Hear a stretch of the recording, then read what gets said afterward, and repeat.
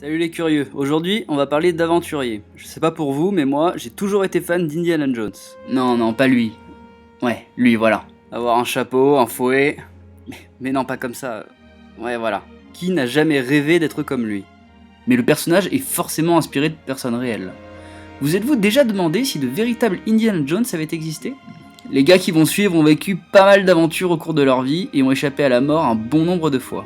Alors qui sont-ils et quelles aventures ont-ils vécues? Vous allez le découvrir à travers 3 portraits de véritables aventuriers que j'ai sélectionnés spécialement pour vous.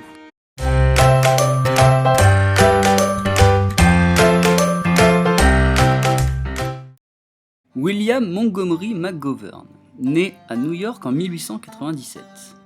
Professeur à l'université de Northwestern, il abreuvait ses élèves du récit de ses voyages. En effet, c'était un véritable aventurier, baroudant partout sur le globe afin d'étudier différentes civilisations aborigènes.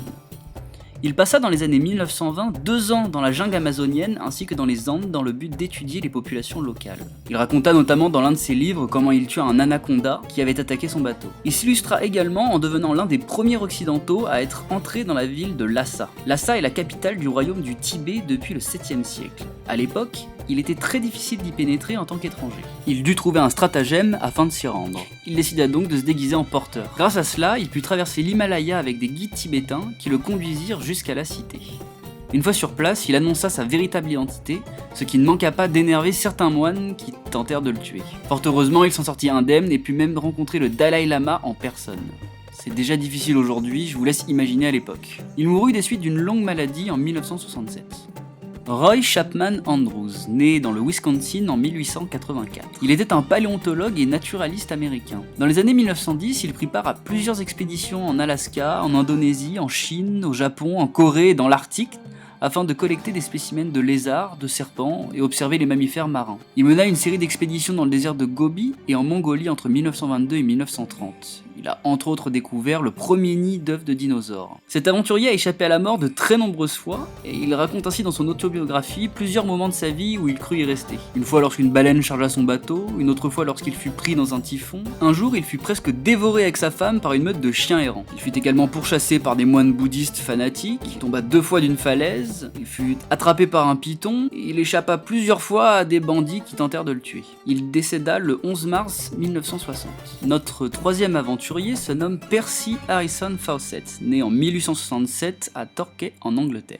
Fawcett commence l'exploration du Brésil et de la Bolivie en 1906 et prend soin de décrire minutieusement dans des notes ce qu'il y voit. La géographie du terrain, les animaux bizarres pour l'époque, des piranhas et des anacondas. De 1906 à 1913, il participe à 6 expéditions dont le but est autant de transcrire la cartographie détaillée de la Bolivie que la découverte de nouvelles régions inconnues. Au cours de l'une d'elles, il découvre les collines de Ricardo Franco, un plateau rocheux cerné de falaises inaccessibles. Il faut savoir que quelques années plus tard, Sir Arthur Conan Doyle, que vous devez connaître, c'était un ami de Fawcett, en fera le cadre de son roman Le Monde Perdu, qu'il peuplera de dinosaures et d'animaux préhistoriques.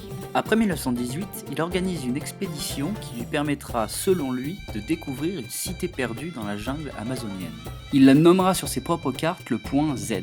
Pour l'accompagner, il fait appel à son fils Jack ainsi qu'à un ami de son fils. Malheureusement, il ne reviendra jamais de cette expédition. Plusieurs personnes affirment l'avoir vu vivant par la suite, mais aucun des discours ne correspondait avec les autres. Plusieurs expéditions ont été menées les années suivantes, mais sans succès.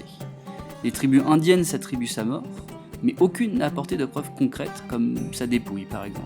Aujourd'hui encore, sa mort reste un mystère, puisqu'on n'a jamais retrouvé les membres de l'expédition. Certains affirment qu'il aurait trouvé la cité et aurait décidé de ne plus jamais revenir.